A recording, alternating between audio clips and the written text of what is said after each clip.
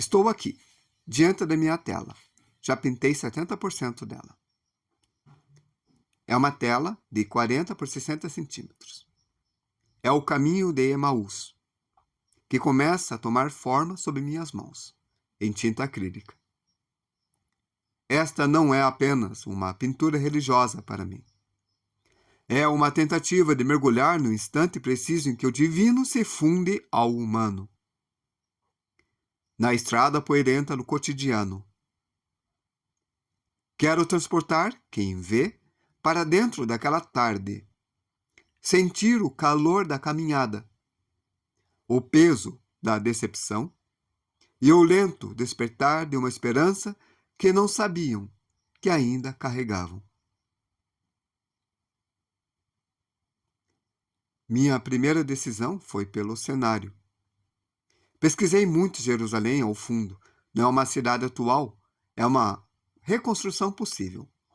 Uma conjectura afetuosa, baseado nas gravuras históricas e nos vestígios arqueológicos que nos restam da época de Jesus.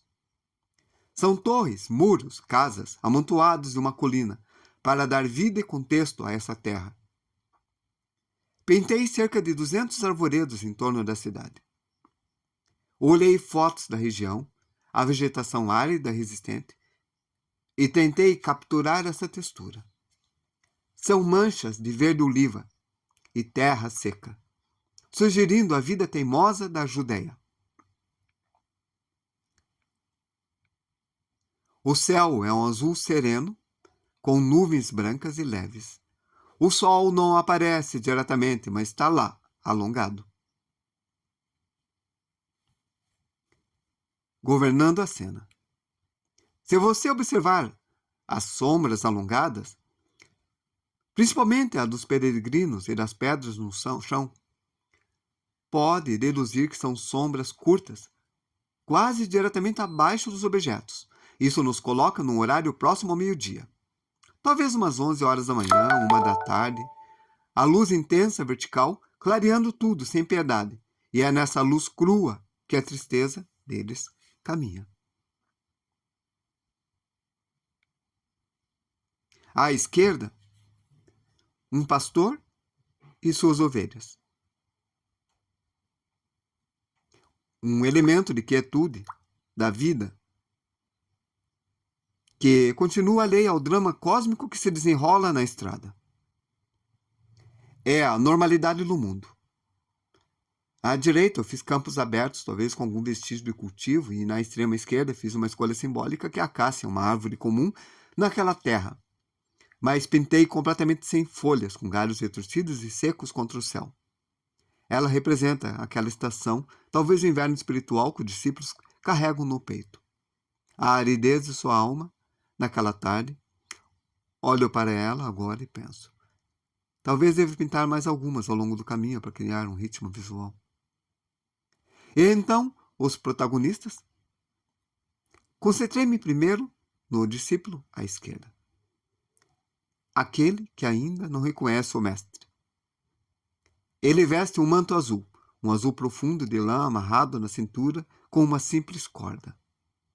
Na lateral pendurada uma bolsa viagem surrada. Dá para ver as correias de suas sandálias poeirentas. Seu cabelo é longo, encaracolado, típico da época. Seu rosto? Gastei horas nele. Uma feição forte, marcada pela estrada e pela dor. Barba cerrada e os olhos caídos, fixos no chão de pedras. Que pintei em tons amarelados e ocre. Cheio de pedregulhos. Sob o manto azul, dá para ver as dobras de uma túnica marrom claro, onde brinquei com as sombras para dar volume e a sensação de movimento. Falando em caminhar, uma pergunta crucial. Quanto durará essa jornada? Emaús. A localização exata é debatida, mas as fontes históricas e os estudiosos geralmente concordam que fica a cerca de 60 estádios de Jerusalém. Isso equivale a 11 quilômetros. Para um homem habituado a andar, naquelas estradas poeirentas e íngremes da região, era uma caminhada de cerca de 2h30 a 3 horas. É tempo suficiente para conversa profunda, para esgotar todos os argumentos da decepção, e ainda sobrar silêncio na minha composição. Coloquei os 3 viajantes já a cerca de 1 quilômetro da porta da cidade. Eles já estão imersos na paisagem. Jerusalém é agora um conjunto de memórias dolorosas. A 1 quilômetro. E então, o centro silencioso do quadro. A figura que caminha atrás dos dois. Jesus. Já tentei esboçar seu rosto. É o mais difícil de todos. Não pode ser uma figura óbvia, gloriosa. Precisa ter ordinariedade de um viajante qualquer. E ainda assim, uma centelha, uma quietude diferente. Ele ouve seus passos que estão sincronizados com ele, os deles. Mas sua presença é outra. Está no processo ainda. Seus traços são serenos, o olhar voltado para os discípulos, não para a estrada. É o ponto de luz que ainda não foi percebido. Então, esse é o caminho que eu estou pintando. Mais do que uma cena bíblica, é um estudo sobre o reconhecimento. Sobre como a esperança muitas vezes caminha ao nosso lado, disfarçado de normalidade.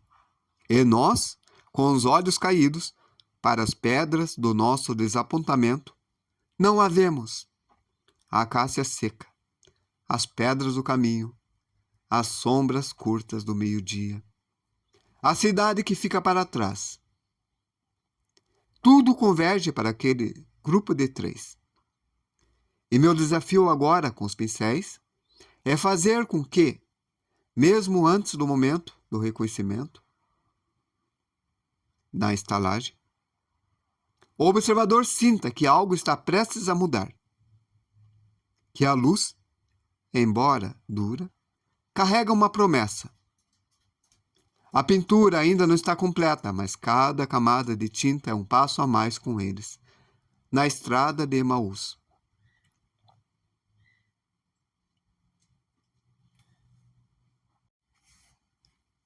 A narrativa de Emaús é contada em um único lugar, dos Evangelhos, mas tem uma certa riqueza de detalhes. A fonte primária está em Lucas 24, de 13 a 35. É um relato completo e fundamental. Então, nós temos os detalhes, a conversa, a ceia e o reconhecimento. Tem menções paralelas, como em Marcos 16, 12 até 13, que temos uma referência muito breve e genérica do mesmo evento. Jesus apareceu noutra forma e 2 deles que estavam a caminho do campo. Marcos não emociona o nome Emaús e resume o acontecimento em um versículo, confirmando que a história circulava nas primeiras comunidades cristãs. O Evangelho de Mateus e João não trazem essa narrativa específica. João foca na aparição de Maria de Madalena e depois aos discípulos, incluindo Tomé, em Jerusalém. A localização exata de Emaús bíblica é um dos pequenos quebra-cabeças da arqueologia palestina. Nós temos os principais candidatos, que são Nicópolis, em Uaz, é o mais tradicional, está localizado a 160 estádios, 30 quilômetros, mas não se encaixa no texto. É o Cubeibé, a favorita dos franciscanos e da tradição cruzadas, fica exatamente a 11 quilômetros, 60 estádios. E o Abu Ghosh, de Kiryat Yarim, uma identificação moderna. A vila fica apenas a 9 quilômetros de Jerusalém, onde fica um importante acampamento romano, onde ficava Castrum, posterior ao Templo de Jesus. Alguns propõem essa localização, mas é menos consensual.